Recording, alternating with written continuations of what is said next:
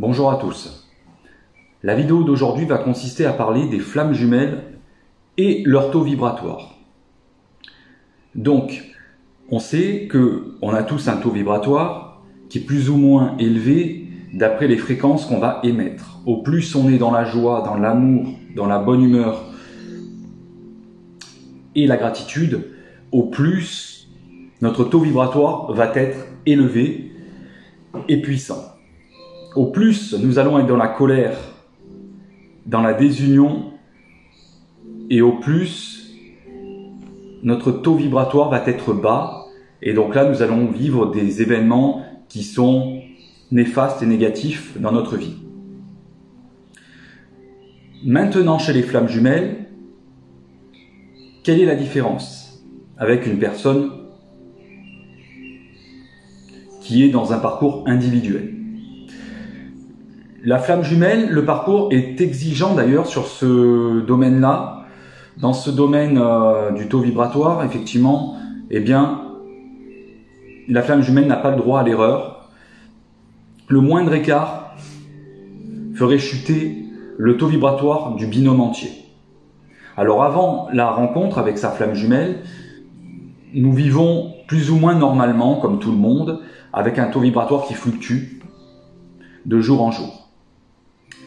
Tantôt positif, tantôt négatif à cause d'un événement, et ça fait le yo-yo en fait constamment. Sauf si la personne a déjà atteint un degré d'éveil important pour pouvoir être dans un taux vibratoire élevé constamment. Après la rencontre et pendant le parcours, chez la flamme jumelle, on va se rendre compte que finalement notre taux vibratoire va faire que ça. Et ça va être constamment les montagnes russes. Donc ce qui fait que il suffit d'être avec sa flamme jumelle et d'être dans une bulle intemporelle pour que notre taux vibratoire explose en fait et qu'il soit vraiment largement au-dessus des 10 000 unités bovis. Il suffit d'être en froid avec sa flamme jumelle pour que finalement toutes les émotions de chaque FJ aient décuplé. Ouh, c'est pas présentable ça. Voilà, on peut reprendre. Donc toutes les émotions de chaque FJ aient décuplé, qu'elles soient positives ou négatives. Donc c'est vrai que quand on rentre dans ce parcours-là, à partir du moment où nous faisons la rencontre et puis l'évolution, et encore plus en séparation, je dirais encore plus pendant la phase d'ego et pendant la séparation. Eh bien, accrochez-vous bien, parce que c'est là où vraiment il faut maintenir un taux vibratoire constamment équilibré. Alors je sais que c'est pas évident de le maintenir équilibré, puisque dans ce parcours, on n'en a pas forcément conscience au départ, et donc finalement on va être, comme je disais tout à l'heure, dans un taux vibratoire qui fluctue, et en fait, on aura même l'impression, pendant ce parcours-là, à titre personnel, j'avais vraiment l'impression de devenir dingue à un moment donné, mais c'est totalement normal ce que l'on vit, et je tiens à vous rassurer, comme j'ai pu le dire dans ma vidéo sur la nuit noire de l'âme.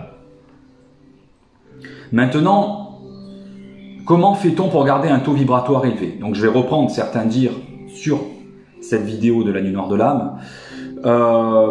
Tout simplement, maintenir un taux vibratoire, chacun a sa technique, chacun aura sa feuille de route là-dessus, mais une des lignes directrices est la reconnexion avec la nature,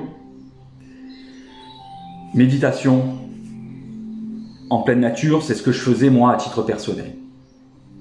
Après, évidemment, certaines personnes me disent « la méditation n'est pas fait pour moi ». Eh bien, il faut s'écouter. Mais ce qui est sûr, c'est que la nature est un vecteur d'élévation du taux vibratoire. Encore plus chez la FJ, qui doit se reconnecter avec son être intérieur et qui passe éventuellement par la nature, la reconnexion avec Terre-Mère. Ça, c'est une des premières clés. Ensuite, d'autres petites clés que vous pouvez savoir déjà, c'est le Palo Santo. Le Palo Santo est un vecteur aussi d'élévation du taux vibratoire. Donc, ce que moi je fais constamment, et ce que je faisais pendant la phase de nuit noire de l'âme, je me prenais le Palo Santo et puis en fait, je m'en passais un petit peu tout autour de mes corps, physiques ainsi que subtils. Donc ça, le Palo Santo va vous permettre de maintenir une énergie purifiée de toute onde négative, parce que la négativité malheureusement est aussi présente de partout, et aussi chez les flammes jumelles qui sont attaquées, puisque ce sont des êtres qui sont là pour une mission assez particulière, et donc évidemment ça ne plaît pas forcément à l'ombre, et les FJ peuvent être plus enclins en fait à être attaqués qu'une autre âme. Deuxième aussi alternative, c'est tout simplement, et ça c'est hyper puissant par contre aussi, c'est l'huile essentielle de rose de Damas. Alors là on voit vraiment pas puisqu'on voit tout à l'envers, mais voilà, l'huile essentielle de rose de Damas, je peux vous le dire, vous en mettez 2 gouttes sur les poignets, hop. Alors ce que je fais moi, c'est j'en mets sur les poignets et j'en mets aussi 1 goutte au niveau de mon chakra du cœur. Et je peux vous dire que déjà quand vous prenez une inspiration de la sorte, eh bien vous sentez que vous rayonnez en fait. C'est indescriptible comme ressenti. Et seules les personnes qui tentent peuvent s'en rendre compte. Mais pour ça, il faut à tout prix maintenir un taux vibratoire correct. Pourquoi? Parce que si un des 2 jumeaux, et encore plus le chaser qui est pourtant celui qui lance le parcours, celui qui est censé faire le travail en premier, même si ça peut ne pas être vrai dans tous les parcours de flammes jumelles, mais la majorité fait que c'est le chaser qui travaille en premier, eh bien il suffit qu'il y en ait un des 2 qui soit pas aligné pour que finalement ça déstabilise totalement tout le binôme. Et donc la deuxième personne du binôme, chaser ou runner. Donc voilà pourquoi la flamme jumelle, on lui demande en fait d'être dans un taux vibratoire, un petit peu d'être comme sur un fil tendu, et on doit jouer à l'équilibriste constamment. Et bien c'est ça malheureusement le parcours de flamme jumelle. Mais la priorité de ce parcours, une des priorités, c'est surtout, et je le répète, maintenir un taux vibratoire élevé, à défaut d'être élevé tout le temps, parce que nous ne sommes pas des seigneurs, je suis bien d'accord, au moins un taux vibratoire correct. Évitez de se laisser emporter par les émotions négatives, par les jugements, par tout ce qui pourrait être néfaste. Alors la vie va vous envoyer malheureusement des tests, également dans ce parcours. Soit votre flamme jumelle va vous tester, et donc ça peut faire chuter votre taux vibratoire si vous ne maîtrisez pas les techniques du parcours. La vie va vous tester sur aussi des situations, si admettons vous êtes en séparation avec votre flamme jumelle, et moi ça a été mon cas, c'est l'extérieur qui a pris le relais et qui m'a fait travailler. Donc constamment, j'avais le droit, au début en tout cas, quand je n'avais toujours pas compris certaines choses, eh bien j'ai été testé. Et sauf que quand même, heureusement, j'avais quand même ce discernement qui me disait oui, mais bon, ne t'inquiète pas, tu es testé. J'avais conscience de ça après, et heureusement. Donc en fait, la vie va constamment nous envoyer des tests, que ça soit en lien avec notre FJ, ou en lien avec des sphères extérieures. Et ça, si on le maîtrise vraiment pas, eh bien, ça peut vraiment faire chuter notre taux vibratoire constamment. Et tant qu'on n'aura pas compris la leçon, ben en fait, on en aura constamment. Donc, il est impératif de faire ce travail, en tout cas de maintenir notre taux vibratoire, de travailler sur nos blessures, parce que tout va ensemble, mais surtout s'équiper de bonnes techniques, Palo Santo, huile essentielle de rose, nature, et il y a tellement d'autres choses aussi, savon purificateur, voilà. Être bien entouré, s'entourer de personnes qui nous comprennent, notamment de flammes jumelles. Aussi, quelque chose qui fait augmenter son taux vibratoire, ce sont juste des techniques. Après, évidemment, les techniques ne font pas tout. S'il suffit qu'on se mette de l'huile essentielle de rose sur les poignets et qu'on se passe du Palo Santo autour et qu'on n'a pas compris la leçon et que finalement on reste dans des émotions négatives et qu'on reste dans des pensées négatives, eh bien, on aura beau faire ça, mais rien ne fonctionnera. Ou du moins, ça fonctionnera un temps et on rechutera très rapidement.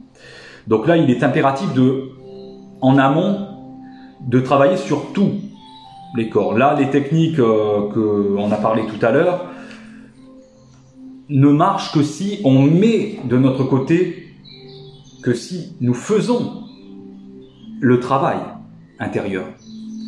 Ça ne peut pas remplacer le travail intérieur. Donc voilà, une autre technique, la technique du bain purificateur. Un fameux bain où vous mettez des bougies tout autour du bain et vous mettez de l'huile essentielle de lavande, du sel, du gros sel, purificateur. C'est extrêmement puissant également. Donc il y en a tellement de techniques qui peuvent être accompagnées par ce travail-là. Ce travail intérieur qu'on nous demande dans ce parcours de flammes jumelles. Et nous venons sur la base de la base, qui veut dire que sans travail intérieur, rien n'est possible. De toute façon, si dans ce parcours ne faisons pas ce travail, la vie va nous le rappeler. Parce que chez une âme individuelle, si elle ne travaille pas sur ce qu'elle a décidé avant son incarnation, c'est pas grave. Elle reviendra, elle se réincarnera. Ben, c'est pas grave. Elle aura des leçons à en tirer. Si maintenant la flamme jumelle, elle, ne fait pas de travail, il faut rappeler quand même que c'est, comme le dit si bien Fabien Marchand dans ses vidéos, il ne faut pas oublier que ce travail se fait à trois. Les deux binômes, les deux personnes, et l'univers, la source, Dieu. Et si un de ces deux binômes ne fait pas le travail, eh bien, la vie sera là pour lui rappeler qu'elle a une mission à accomplir, qu'elle ne peut pas bloquer le processus. Car nous sommes venus pour quelque chose sur cette terre, nous sommes venus pour accomplir une mission, comme toutes les âmes sur cette terre actuellement. Mais la flamme jumelle rayonne d'une énergie élevée. Et elle doit la tourner vers le monde. Elle doit vibrer l'amour inconditionnel. Elle est venue pour ça. Alors quand je dis que la flamme jumelle rayonne d'une énergie puissante, c'est pas pour dénigrer ceux qui ne sont pas dans ce parcours. C'est pas pour dire que eux n'ont pas une énergie qui pourrait être élevée. C'est faux. Mais je tiens à dire aussi que, eh bien, l'énergie peut être puissante, mais ça dépend de ce qu'on en fait. Si l'énergie, on en fait quelque chose de positif, c'est très bien. Mais ça peut être vrai pour l'inverse, pour le côté négatif. Ça peut être tout aussi puissant négativement. Donc en fait, on peut ressentir les choses doublement, triplement, mais dans le côté sombre. Et d'ailleurs, dans le parcours, on le vit ça. Quand nous sommes vraiment pas bien, on fait une nuit noire, on est vraiment au plus bas. Et on est tous d'accord sur ça. Quand ça va pas avec notre FJ, tout ça. Donc ça, il faut pas se leurrer. Le parcours de flamme jumelle n'est pas forcément un puits d'amour constamment. On passe par des énergies qui peuvent ne pas être dans la lumière, mais par contre, ça nous emmène plus tard vers la lumière. Et quand je dis la lumière, c'est être constamment dans la lumière jusqu'à la fin de notre incarnation.